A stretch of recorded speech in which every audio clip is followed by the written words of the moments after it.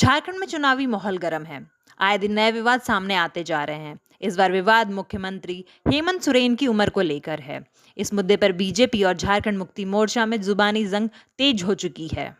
मुख्यमंत्री हेमंत सोरेन के हलफनामे में उनकी उम्र को लेकर बीजेपी ने सवाल उठाए हैं।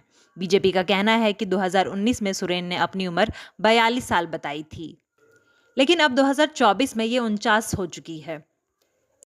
इस पर चुटकी लेते हुए बीजेपी प्रवक्ता प्रतुल शाहदेव ने तंज कसा है। उनका कहना है कि हेमंत सोरेन आइंस्टाइन की रिलेटिविटी थ्योरी को एक नया अर्थ दे रहे हैं। यह सिर्फ हेमंत सोरेन जी के नेतृत्व वाली झारखंड में संभव हो सकता है जब किसी व्यक्ति की आयु 5 वर्ष में 7 वर्ष बढ़ जाए। माननीय मुख्यमंत्री हेमंत सोरेन ने 2019 के अपने एफिडेविट में अपनी उम्र 42 वर्ष बताई थी और 5 वर्ष बाद जो उनकी उम्र 47 वर्ष होनी चाहिए थी वो आश्चर्यजनक रूप से 49 हो गई। तो ये कैसे संभव है? या तो उन्होंने उस समय झूठ बोला या अभी झूठ बोला, और वो भी एफिडेविट में। एफिडेविट में उन्होंने लिखा है कि जो प्रॉपर्टी की कीमत उनकी 2019 में 10 लाख रुपए थी वो 2024 में घटकर 4 लाख हो गई। जबकि दुनिया में प्रॉपर्टीज की कीमतों में इजाफा होता है, लेकिन यहाँ कीमतें हैं जो उनकी कम हो रही हैं। इसके अतिरिक्त 2004 और 6 के बीच में उन्होंने एक प्रॉपर्टी खरीदी थी जिसका जिक्र उन्होंने 2014 और 19 के एफिडेविट में नहीं किया, लेकिन 2024 के एफिडेविट में सरप्राइजिंगली उस प्रॉपर्टी का जिक्र किया। उनकी पत्नी के नाम पर एक सियाज गाड़ी थी पिछले एफिडेविट में, जो इस बार नहीं है। जेएमएम का मतलब ही बन चुका है झोल, मुस्लिम अपीजमेंट, माफिया। अब इस झोल वाली सरकार ने, जिसने अनेकों भ्रष्टाचार के नए नए पैमाने स्थापित किए हैं, अब एफिडेविट में भी घोटाला कर रही है, एफिडेविट में भी करप्शन है। मिस्टर हेमंत सोरेन 5 वर्षों में 7 वर्ष उनकी उम्र बढ़ गई है। 2019 में उन्होंने अपने हलफनामे में एज बताई 42 और 2024 आते आते मतलब 5 वर्षों के बाद उनकी एज हो गई 49। मतलब 5 साल में 7 साल बढ़ गए उनके।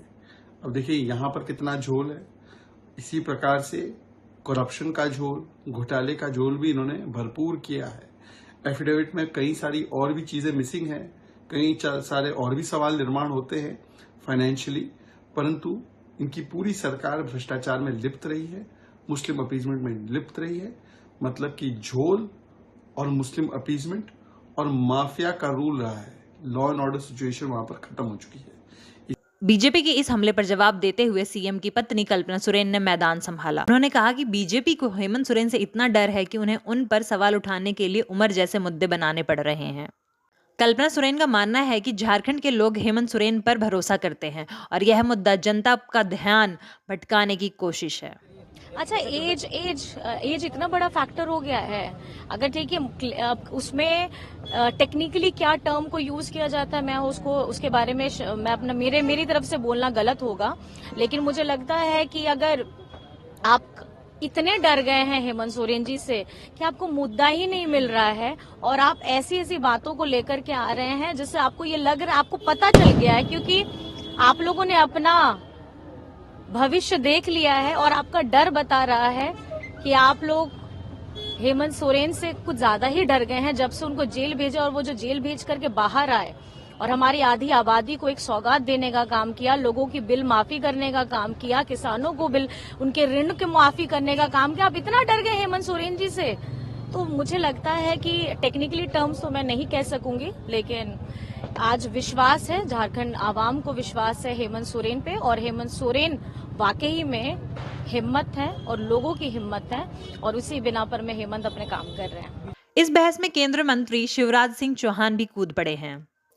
उन्होंने कहा कि बीजेपी का संकल्प है कि चुनाव जीतते ही पहले कैबिनेट बैठक में 2 लाख सरकारी पदों पर भर्ती करना, साथ ही 5 लाख नए नौकरियों के अवसर भी तैयार किए जाएंगे।